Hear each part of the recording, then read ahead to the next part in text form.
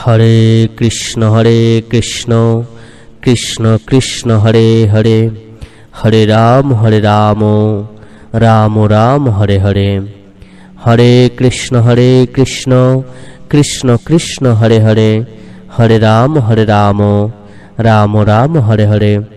হরে কৃষ্ণ। প্রত্যেক কৃষ্ণ অনুরাগী ভক্তবৃন্দকে জানায় সুস্বাগতম। এই জগৎ সংসারের সৃষ্টিকর্তাই তো ভগবান। তিনি আমাদের মতো অধম পাপী তাপী মানুষদেরকে সৃষ্টি করেছেন। ভগবান যখন মানুষকে সৃষ্টি করলেন, তাহলে তিনি মানুষকে কাঁদান কেন? আমরা যখনই বিপদে পড়ি তখনই দেখবেন ভগবানকে দোষারোপ করতে থাকি। আমরা ভাবতে থাকি ভগবানই আমাদের সকল বিপদের কারণ। দেখবেন যখনই মানুষ কোনো দুর্ঘটনায় ভুগতে থাকেন, তখনই মানুষ ভগবানকে দোষারোপ করেন। তখনই মানুষ ভগবানকে বলতে থাকেন, হে ভগবান, আমার এমন সর্বনাশ আপনি কেন করলেন?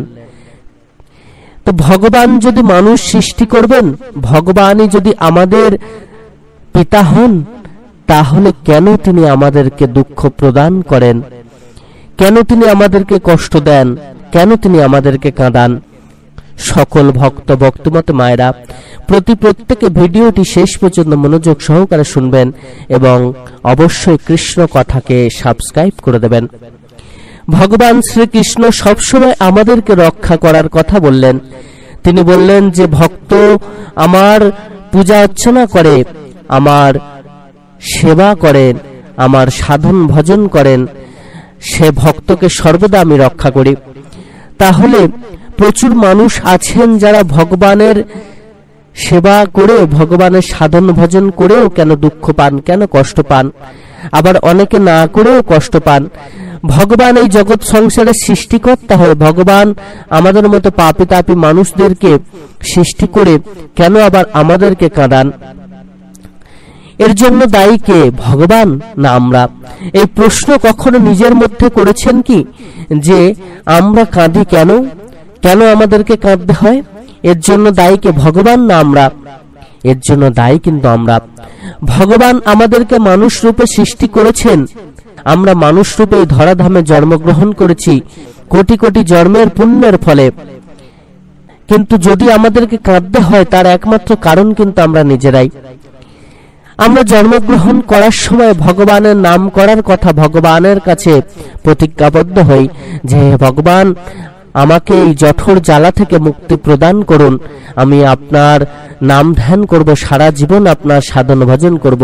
কিন্তু যখনই আমরা এই ধরাধামে মানুষ রূপে জন্মগ্রহণ করলাম, যখনই আমাদের জ্ঞান লাভ হলো, তখনই আমরা ভগবানকে ভুলতে থাকলাম, ভগবানের সাধন ভজন করলাম না, ভগবানের নাম ধ্যান করলাম না। তাহলে ভগবান কিভাবে আমাদেরকে রক্ষা করবেন? আমরা যদি তার চরণ আশ্রয় না করি, তিনি আমাদের হাত ধরবেন কিভাবে? তাই সবার প্রথম লাগে তার সাধন ভজন করা। আমরা অনেকে আছি তার পূজা অর্চনা করি, কিন্তু অহংকারে পরিপূর্ণ। আমরা পূজা অর্চনা করি এবং অহংকারের বশে লোককে দেখাতে যাই যে দেখুন আমরা কত বড় ভক্ত হয়েছি।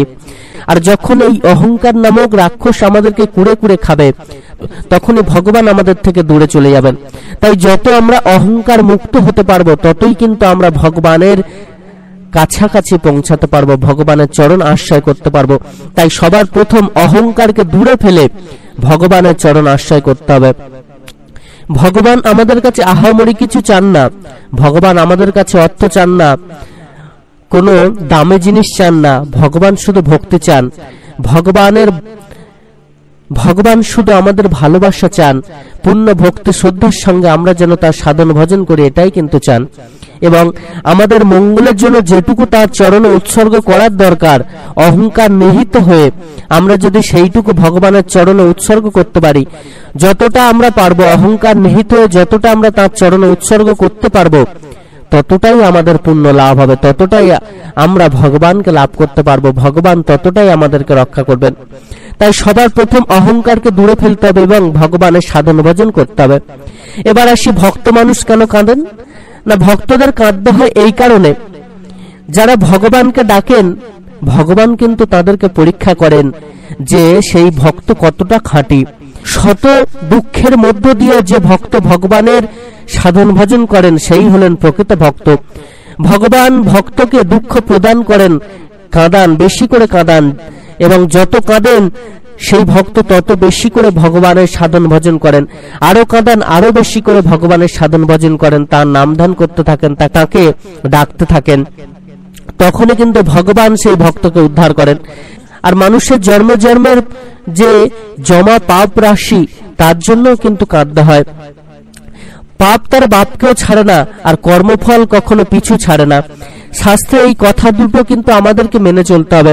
আমরা জন্মে জন্মে যে পাপ করে চলেছি এগুলো কিন্তু কখনো আমাদের পিছু ছাড়বে না।